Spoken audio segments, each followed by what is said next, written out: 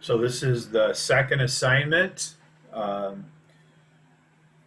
the quadratic formula with imaginary solutions for the fifth quiz. And also I'll talk about just this extra assignment if you want to have some more practice just with any particular um, quadratic function, applying the quadratic formula. I'm focusing on ones with irrational and imaginary solutions, but you're going to have some on the quiz that just have nice solutions. You still use the formula, it just crunches out the whole way. So that might be a good assignment to do some problems with, but I am not going to do a video for those. All right, so I have started out by calculating the discriminant, and we get a negative. So what that's saying is when we do this, so remember the shell, and this number that goes under here is the b squared minus 4ac. Now I tried to pick ones, and be real careful here with b. b is negative 4, so that goes in, to show different things, or if the reducing of the square root is a little bit crazy. So this one has a little bit crazy of a square root reduction. 64 is the largest perfect square that goes in there. So this will reduce, this 384 will reduce. Let's write it underneath here first. It's negative also. And then over 2 times 10 will reduce as 4 times the square root of 6. Oh, wait a minute. The square root of 6 is good. Let's see here. So 20 over 4 is 5. This is 8. Square root of 64. Hello. Okay, so that times I reduces as 8 times the square root of 6. You might spend a whole lot of time trying to figure that out, so that's why I chose this problem to do. So plus and minus 8 times the square root of 6i over 20. Don't let the square root reduction be a total, hampering, taking 384 and checking that list of perfect squares. That's what you would do, by the way.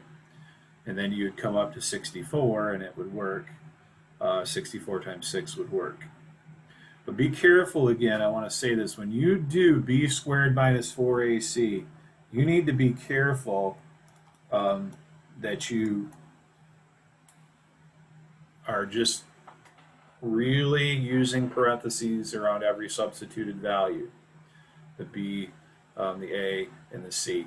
You do that very, very carefully. And then reduce this, so you're looking at 4, 8, and 20. What goes into all of those is a 4. So you divide all of those by a 4. So this is 1, 2, and 5. Now again, the answers are going to put that I in between the 2 and the 6. You have these answers, so this is what you'd be referring to. Number 2, so your discriminant value is negative 12. Again, start with your little shell like this.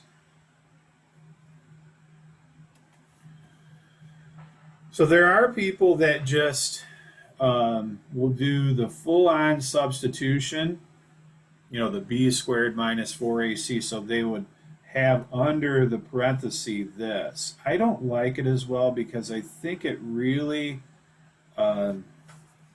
leads to mistakes. I just like figuring that number out, focusing on that number, and then doing the reduction. So again, if we had factoring to do, these would not factor because we're getting imaginary solutions, meaning there would be no x-intercept. So keep that in mind, that your answer for the factoring would be prime. There's my little advertisement again.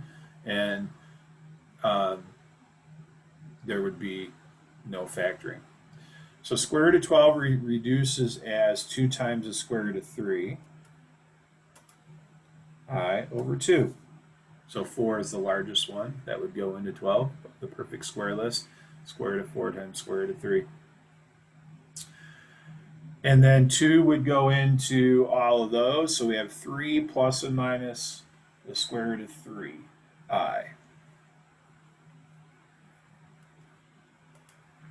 So we don't write the 1 on the bottom or in front of the square root. Okay, so divide all 3 of them by 2, and you will have it.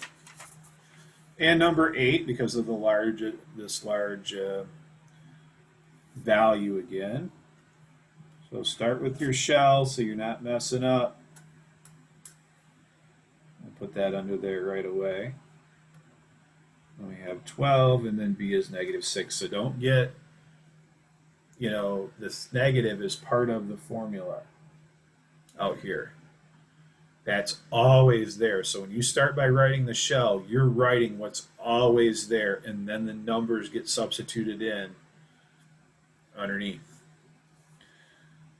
Okay, so this is going to be 4, the square root of 4, and the square root of 111. So that's 2 times the square root of 111i.